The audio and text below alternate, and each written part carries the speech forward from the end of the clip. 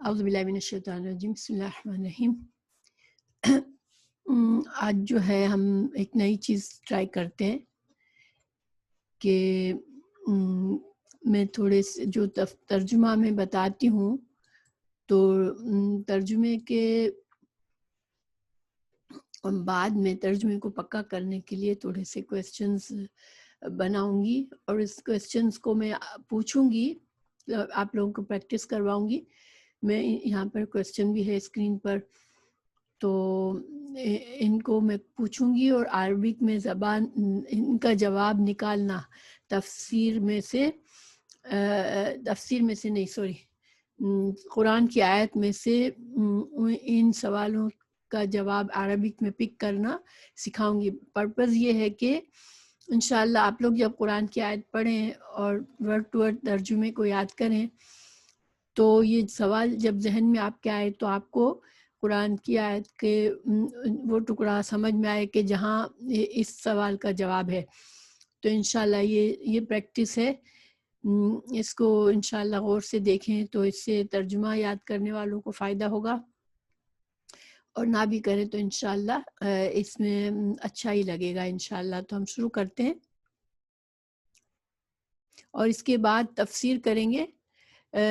یہ تھوڑے سوالات کے بعد ہم تفسیر کریں گے آیت نمبر 47 سے 52 تک انشاءاللہ۔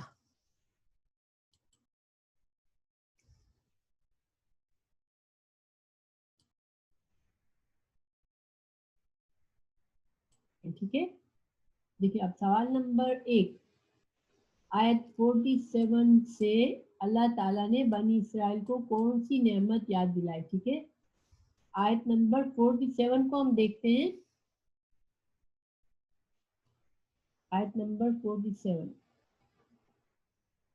کو پڑھتے ہیں اور آپ لوگ مجھے بتائیں گے کہ اللہ تعالیٰ نے کون سی نعمت یاد دلائی یہاں پر۔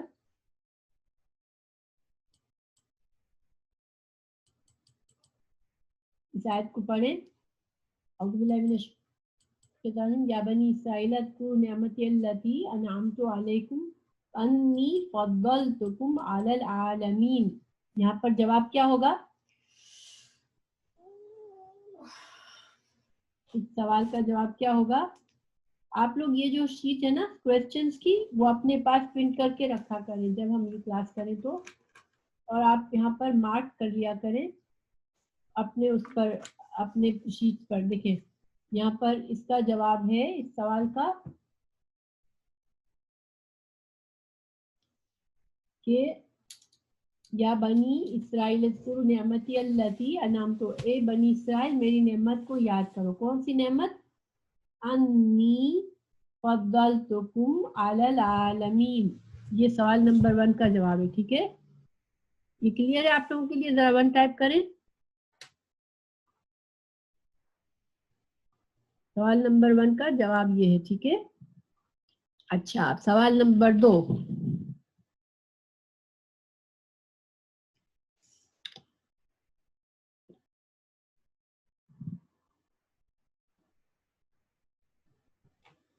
قیامت کا دن کیسا دن ہوگا؟ آیت 48 سے بتائیں۔ ٹھیک ہے، آیت 48 میں آپ کو دیکھ کے بتانا ہے کہ قیامت کا دن کیسا ہوگا، اس کا جواب لکھنا ہے۔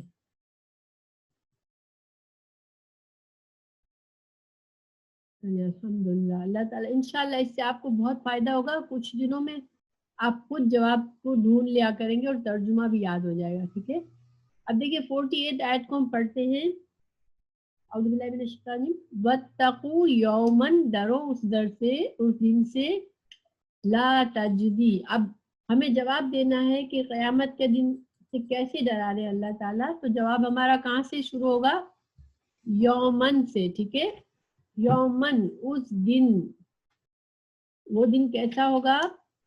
لا تجزی نفس عن نفس، کوئی نفس کسی نفس کی طرف سے کچھ بھی، شیئن کچھ بھی فائدہ نہ دے گا، ولا اور نہ، یقبل قبول کی جائے گی، منہا اس سے، شفاعت ولا یؤخذ منہا عدل۔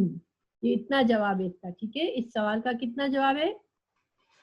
سوال تھا کہ قیامت کے دن سے اللہ تعالیٰ کیسے ڈرا رہے ہیں، تو جواب کیا ہے؟ یہ جواب ہے، یومن وہ دن ایسا ہوگا لا تجزی نفس عن نفس شیئا ولا يقبل منها شفاعت ولا یؤخذ منها عدل ولا هم ينصرون. یہ جواب ہے سوال نمبر 2 کا. ٹھیک ہے،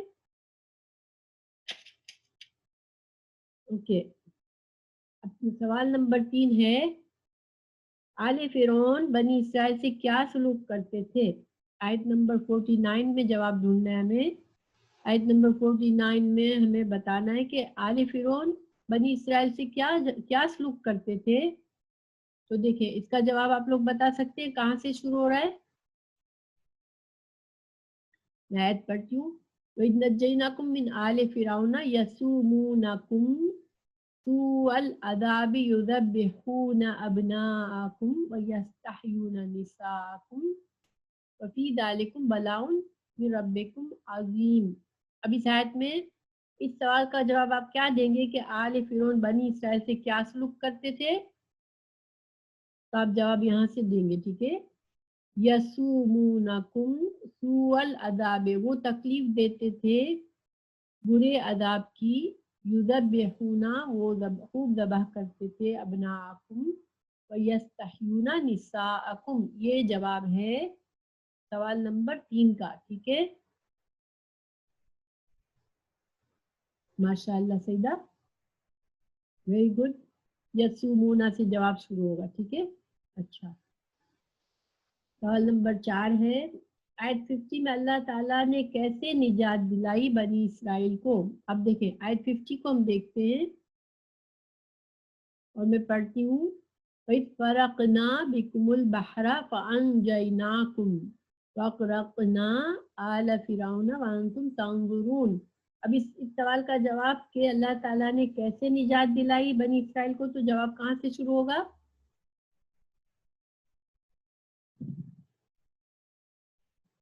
ہاں ماشاء اللہ.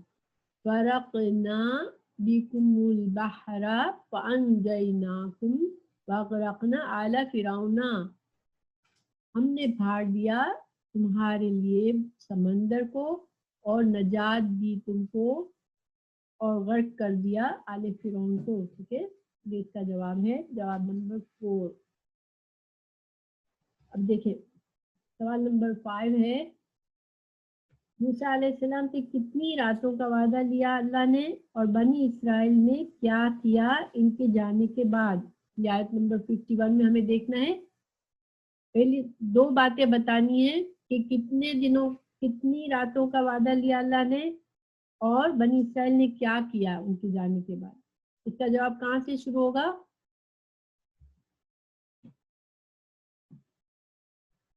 کون بتائے گا؟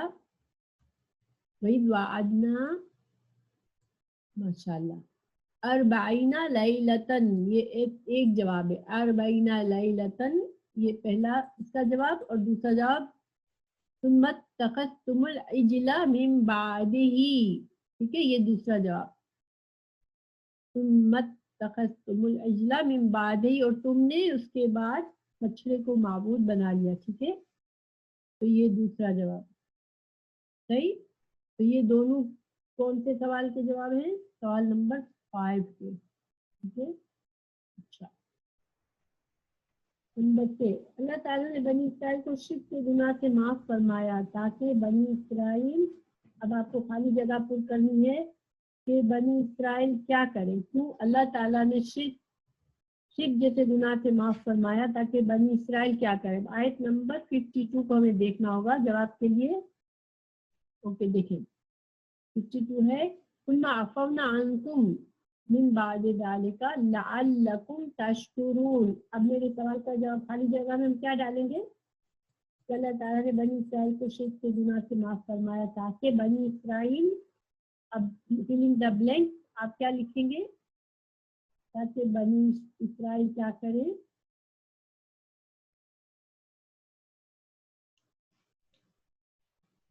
تو جواب ہے ثم عفونا، ہم نے پھر معاف کیا تم سے تم کو تم سے من بعد ذالک اس کے بعد لعلکم تاکہ تم تشکرون تم شکر کرو. ماشاءاللہ تشکرون یہ اس کا ٹھیک ہے.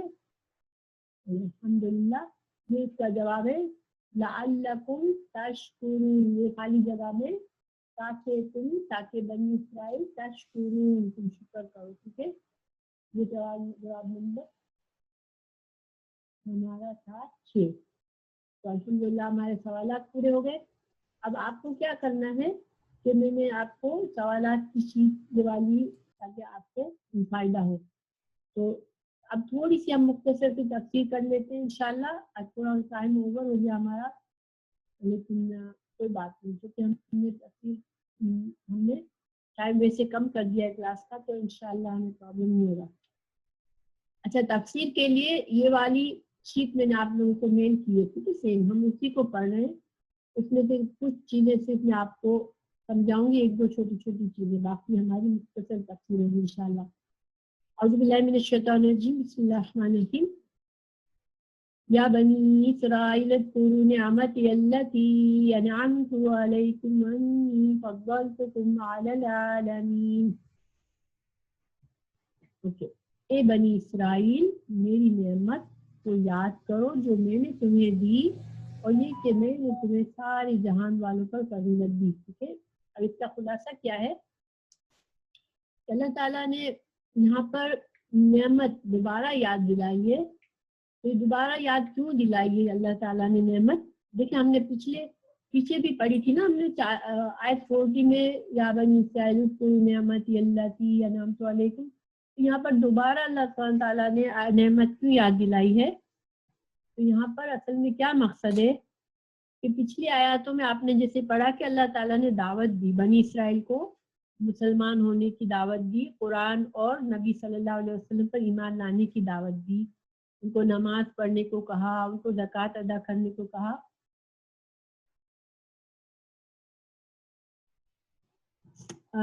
سیدھا انشاءاللہ اگر آپ ریکارڈنگ میں سن سکتی ہیں اور 6 کی اچھا خالی 6 کا جو ہے نا اس کا ہے لعلکم تشکرون جو آخری ٹکڑا ہے نا وہ بھرنے کا ہے. ٹھیک ہے. لعلکم تشکرون بس یہ جواب ہے اس کا. اچھا تو اب اللہ تعالیٰ نے پیچھے جو تھا نا اللہ تعالیٰ نے بنی اسرائیل کو کیا کیا تھا کہ نعمت یاد دلائی کہ دیکھو میں نے تم پر اتنی نعمت کی کہ تم نے اتنے انبیاء بھیجے. اب یہ آخری نبی آ گئے جس کو تم پہلے سے جانتے تھے کہ آنے والے ہیں تو اب تم ہے نا ایمان لے آؤ. یہ دعوت دی تھی اللہ تعالیٰ نے ان کو. اب یہاں پر اللہ تعالیٰ ان کو ان کے کرتوت بتا رہے ہیں کہ دیکھو نعمت دوبارہ یاد دلا رہے ہیں اور فرما رہے ہیں کہ دیکھو میں نے تم پر یہ نعمتیں کی اور تم نے کیا رویہ اختیار کیا. تو اب جو آیات شروع ہوں گی اس میں اللہ تعالیٰ ان کے کرتوتوں کا ذکر کریں گے اور ایک طرح سے ان کو ڈانٹا جا رہا ہے. ان کو ڈرایا جا رہا ہے کہ دیکھو تم اگر نعمت پر میری نعمت کے باوجود تم شکر گزار نہیں بنو گے جتنی میں نے تم پر نعمتیں کی تو پھر تم اس عذاب سے ڈرو اس قیامت کے دن سے ڈرو جس دن یہ جو میں نے تم کو فضیلت دی ہے نا تم کو بڑا تمہارے اس میں بڑے انبیاء بنائے تم کو انبیاء کے اولاد سے بنایا تو یہ فضیلت تمہارے کوئی کام نہ آئے گی اس دن. ٹھیک ہے. تو یہ مقصد ہے. اس لیے اللہ تعالیٰ نے نعمتوں کو دوبارہ یاد دہانی کی گئی تاکہ گزشتہ باتوں کی مزید تاکید کی جا سکے. اور آئندہ آیتوں میں آنے والے وعید ہوتا ہے ڈراوا کسی کو ڈرانا. ٹھیک ہے. تو آنے والی وعید شدید کا بنی اسرائیل کے کفران نعمت کے ساتھ ربط پیدا ہو یعنی کہ جو بنی اسرائیل ناشکری کر رہے تھے کہ جانتے بوجھتے اس نبی صلی اللہ علیہ وسلم پر ایمان نہیں لا رہے تھے تو اب ان کو ایک طرح سے دھمکی دی جا رہی ہے. اچھا پھر یہ ہے کہ فضیلت اللہ تعالیٰ یہاں فرما رہے کہ میں نے تم کو تمام جہانوں پر فضیلت دی. تو کیا یہ فضیلت ان کو یہ بات کہی جا رہی ہے تو اس کا کیا ہے کہ سوال یہ پیدا ہوتا ہے کہ کیا یہ عالمین سے کیا مراد تھا. کیا تمام انسان یعنی ہم اب امت مسلمہ پر بھی ان کو فضیلت ہے. تو اس کا جواب کیا ہے کہ یہ خطاب جو ہے اگرچہ رسول اللہ صلی اللہ علیہ وسلم کے زمانے کے یہودیوں سے ٹھیک ہے لیکن مراد ان کے آباء و اجداد ہیں، اور عالم سے مراد اس دور کا عالم ہے، ٹھیک ہے. اور فضیلت دینے سے مراد یہ ہے کہ اللہ تعالیٰ نے ان میں رسولوں کو بھیجا، کتابیں اتاری اور انہیں بادشاہت عطا کی. اس لیے آیت کا مفہوم یہ ہوگا کہ اے یہود مدینہ، میں نے تمہارے آباء و اجداد کو ان کے دور کے دوسرے لوگوں پر فضیلت دی تھی. اچھا، اب سوال یہ پیدا ہوتا ہے کہ ان کے آباء و اجداد کو اگر فضیلت دی تھی تو اللہ تعالیٰ مدینے کے یہودیوں کو یہ کیوں کہہ رہے ہیں کہ میں نے تم کو فضیلت دی؟ ٹھیک ہے، اس کا جواب یہ ہے کہ مدینے کے جو یہودی تھے وہ بڑا فخر کرتے تھے، اپنے آباء و اجداد کے بارے میں اس طرح بات کرتے تھے کہ اللہ نے ہمیں اس طرح سے نبی بھیجا، اللہ نے ہمیں اس طرح سے فرعون سے بچایا. تو اسی وجہ سے جو کہ ان کو بڑا فخر تھا اپنے آباء و اجداد پر، اپنی نسب پر، تو اسی لیے اللہ تعالیٰ نے بھی اسی طرح مخاطب کیا کہ تمہارے آباء و اجداد کو جو ہے میں نے فضیلت دی تھی، لیکن تم اس فضیلت کی وجہ سے تم جو عزت تم کو ملی ہوئی ہے تو اب تم بھی یہ یاد کرو، میری نعمت جو ہے اس کو یاد کرو. اچھا، حافظ ابن کثیر لکھتے ہیں کہ یہاں یہ سمجھنا ضروری ہے کیونکہ امت محمد یا جو ہے وہ افضل ہے، یعنی جو اللہ تعالیٰ نے رسول اللہ صلی اللہ علیہ وسلم کو بھیجا، ہم کو اللہ ان کی امت میں سے بنایا، تو امت مسلمہ کی فضیلت جو ہے اب یہودیوں سے زیادہ ہے. ٹھیک ہے، لیکن کب مسلمان کی فضیلت زیادہ ہے یہودی سے؟ تو اس کا جواب کیا ہے کہ اللہ تعالیٰ نے کیا فرمایا، دیکھیں، اعوذ باللہ من الشیطان الرجیم، کنتم خیر امۃ اخرجت للناس تأمرون بالمعروف وتنہون عن المنکر وتؤمنون باللہ ولو آمن اہل الکتاب لکان خیرا لہم. یعنی اے مسلمانوں، تم بہترین لوگ ہو جو پیدا کیے گئے ہو، لوگوں کو نیکی کا حکم دیتے ہو اور برائیوں سے روکتے ہو اور اللہ پر ایمان رکھتے ہو، اور اگر اہل کتاب بھی ایمان لے آتے تو ان کے لیے بہتر ہوتا. تو یعنی کہ مسلمان جو ہے اب امت مسلمہ کی فضیلت جو ہے وہ یہودیوں سے، پچھلی تمام امتوں سے زیادہ ہے. لیکن اب امت مسلمہ کے کسی بھی فرد کو کیا وہ فخر کر سکتا ہے کہ میں تو امت مسلمہ سے ہوں تو میں بہت بہترین ہوں؟ نہیں، ہم کو بھی اپنی نسل پر، اپنے نسب پر فخر نہیں کرنا، ہمیں یہ غور کرنا ہے کہ ہم بہترین کب بنیں گے، جب ہم، دیکھیں یہاں پر اللہ تعالیٰ نے کیا فرمایا کہ وہ تم ایمان لاتے ہو اللہ پر اور تم لوگوں کو اللہ کے دین کا علم سکھاتے ہو، لوگوں کو روکتے ہو برائی سے اور نیکی کا حکم دیتے ہو تب. ٹھیک ہے، تو اب اس کا مطلب ہے کہ ہم کوئی بھی مسلمان نہ اللہ کے فرمان کو مانے، نہ اللہ کی کتاب کو سمجھے، اور نہ کسی کو برائی سے روکے، نہ کسی کو بھلائی کا حکم دے، پھر بھی کہے کہ میں مسلمان ہوں، میں تو جنت میں جاؤں گا، تو پھر یہ بات کیا اس کے اوپر ثابت ہوتی ہے؟ ایسے مسلمان پر تو خود بھی کوئی دین کو صحیح طرح فالو نہیں کرتا اور نہ دین کو سمجھتا ہے، تو پھر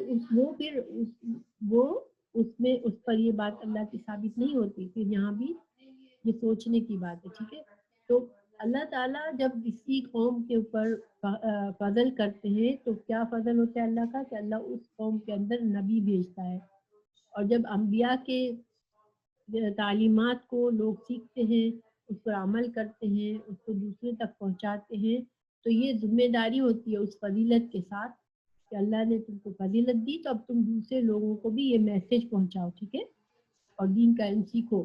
جب تک انسان کو علم نہیں ہوگا تو دوسروں کی کیسے مدد کرے گا نا، دوسروں کو دین کیسے سکھائے گا؟ تو اب امت مسلمہ کو یہ سوچنا ہے. اچھا، اب آگے ہے اعوذ باللہ من الشیطان واتقوا یوما لا تجزی نفس عن نفس شیئا ولا یقبل منها شفاعۃ ولا یؤخذ منها عدل ولا هم ينصرون إذ نجيناكم من آل فرعون يسومونكم سوء العذاب يذبحون أبناءكم ويستحيون نساءكم وفي ذلكم بلاء من ربكم عظيم. اور اس دن سے ڈرو جب کوئی کسی کے کچھ کام نہ آئے گا اور نہ کسی کی طرف سے کوئی سفارش قبول ہوگی، نہ ہی کوئی معاوضہ لیا جائے گا، اور نہ ان کی مدد کی جائے گی۔ اور یاد کرو جب ہم نے تم کو آل فرعون سے نجات دی جو تمہیں بدترین عذاب دیتے تھے، تمہارے بیٹوں کو ذبح کرتے تھے اور تمہاری عورتوں کو زندہ چھوڑ دیتے تھے، اور اس میں تمہارے رب کی طرف سے بڑی آزمائش تھی۔ میں بہت تیز تو نہیں بولی ہوں نا، سوری میں ذرا دھیان نہیں دیا۔ اب آپ لوگوں کو کلیئر ہے جو میں سب کچھ سمجھا رہی ہوں؟ انشاءاللہ آسان ہے۔ اچھا،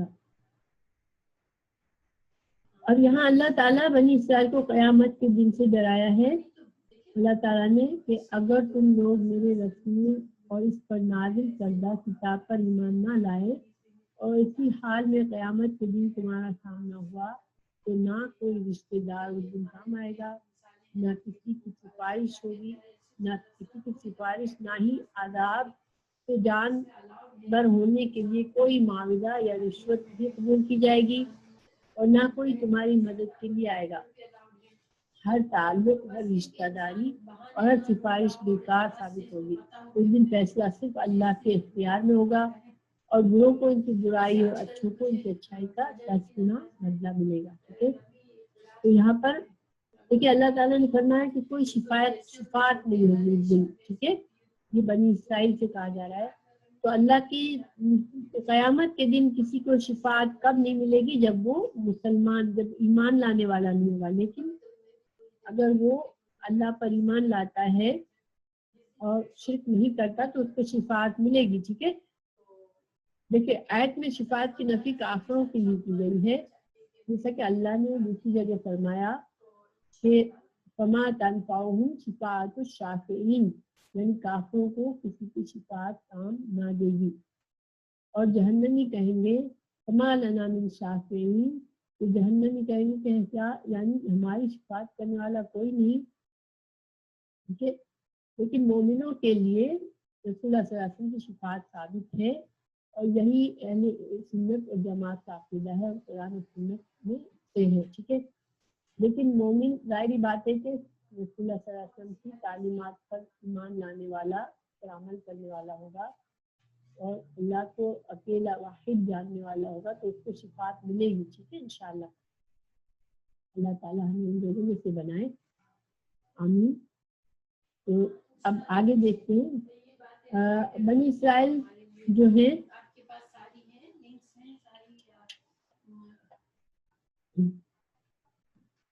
یہاں پر تھوڑا سا ہمیں بتایا گیا ہے کہ بنی اسرائیل جو تھے وہ مصر میں کیسے گئے تھے اور کس طرح سے فرعونی جو تھے انہوں نے ان پر ظلم کرنا شروع کیا تھا۔ تو بنی اسرائیل اللہ تعالیٰ کی نعمتوں کی تفصیل بیان کی جا رہی ہے۔ یہاں بھی خطاب اگرچہ بنی اسرائیل سے ہے، مدینہ کی یہودیوں سے، لیکن مراد ان کے آباء و اجداد ہیں، آل فرعون سے مراد فرعون کا لشکر ہے، اس کے پیروکار۔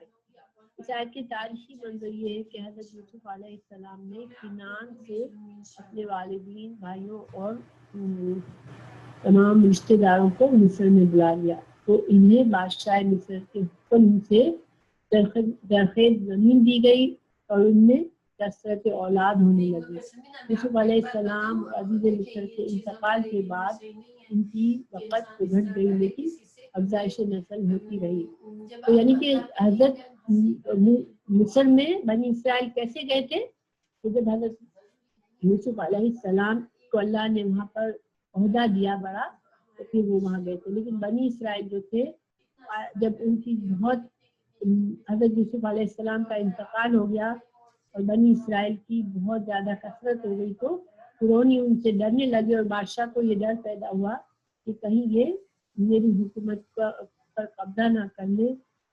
کچھ کہتے ہیں کہ اس کو ایک خواب بھی دیکھا تھا اس نے کہ بنی اسرائیل کا ایک لڑکا پیدا ہوگا جس کے ذریعے سے اس کی حکومت کا خاتمہ ہو جائے گا۔ تو پھر اس نے کیا کیا تھا کہ بنی اسرائیل کے لڑکوں کو ذبح کرنے لگا تھا۔ اور دیکھیے یہ بہت بڑی سزا تھی، اس لیے کہ کسی بھی قوم کے بچوں کو مارنا ویسے بھی بہت بڑا ظلم ہے، اور پھر یعنی کہ مذکر چائلڈ لڑکوں کو مار دینا تو اس کی نسل کے لیے بہت خطرہ ہو جاتا ہے۔ تو پھر اللہ سبحانہ وتعالیٰ آگے کیا فرما رہے ہیں؟ اس طرف نہ دیکھو بحر پنجینا واغرقنا آل فرعون أنتم تنظرون من وعدنا موسى 40 ليلة ثم اتخذتم العجل من بعد وأنتم ظالمون. اور یاد کرو جب ہم نے تمہارے لیے دریا کو پھاڑا اور تم کو بچایا آل فرعون سے، اور تمہارے دیکھتے ہی دیکھتے ڈبو دیا فرعون کو، اور جب ہم نے موسیٰ سے 40 راتوں کا وعدہ لیا، پھر تم نے اس کے پیچھے سے بچڑے کو اپنا معبود بنا لیا اور تم اپنے حق میں بڑے ہی ظالم تھے. اچھا، تو یہاں پر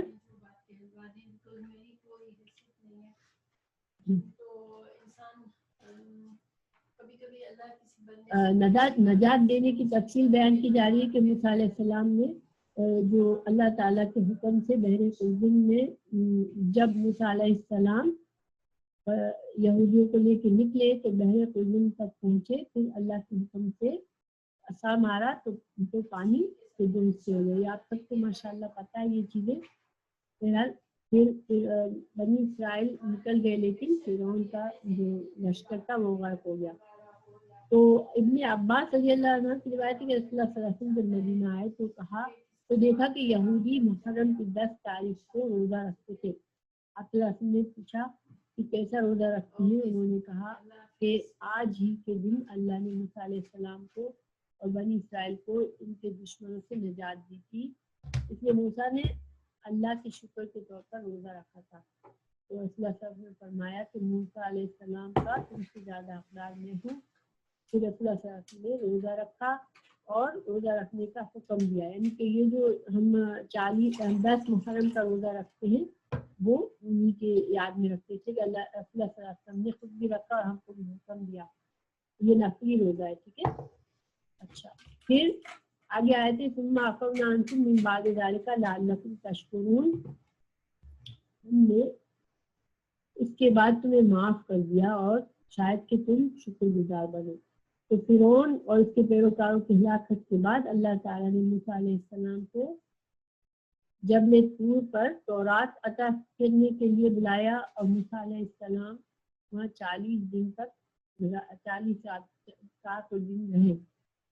مدت ختم ہونے کے بعد اللہ تعالیٰ نے ان کو تورات دی، لیکن ان کی غیر موجودگی میں بنی اسرائیل نے کیا کیا کہ بچڑے کو معبود بنا لیا. یہاں پر میں نے کہا تھا کہ معبود کا لفظ نہیں استعمال کیا گیا ہے.